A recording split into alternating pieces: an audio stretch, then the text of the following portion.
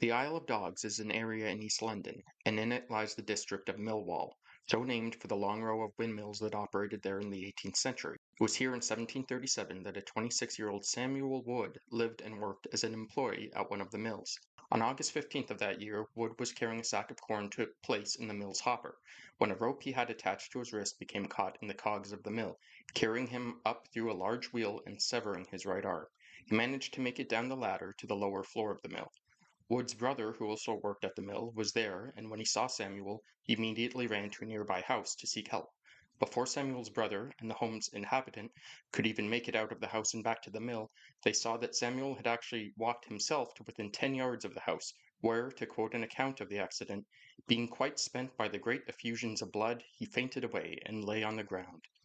They placed powdered loaf sugar on the wound to absorb the blood and stop the bleeding, while they sent for a surgeon in Limehouse.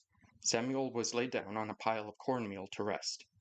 The young messenger sent to fetch the doctor was apparently so distraught when passing on the message that he couldn't properly convey what happened, and the surgeon, believing that someone had suffered a broken arm, brought his apparatus to assist with that. It wasn't until he made it to the house near the mill and saw Samuel that he realized the extent of the injury and had to rush back to his home to get the proper bandage and dressings. When treating the wound, the surgeon was shocked to see that the wound wasn't bleeding anymore and that it seemed stable.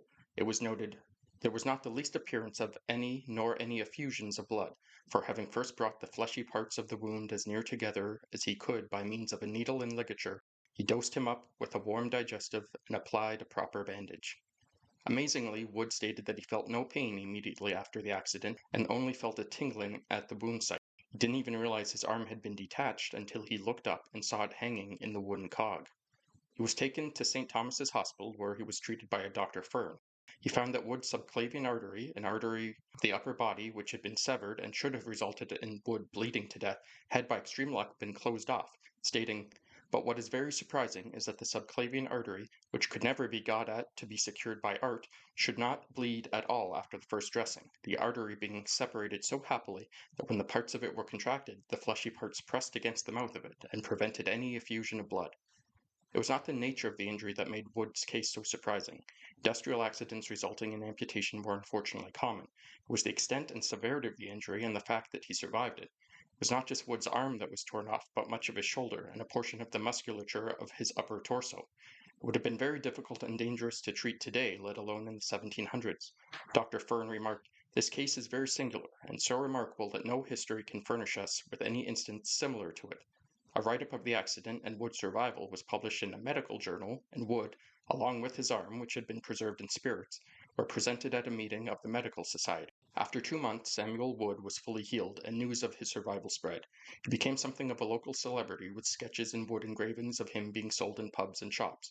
He went on to work as a customs house officer, and with the help of donations from his friends in the community, he opened a pub on Mile End Road. I haven't yet been able to find out when and where Samuel Wood died, or where he was buried in any historical archives or parish records, but the most complete contemporary write-up of the story has Wood living happily and working at least until 1763, when he would have been 52.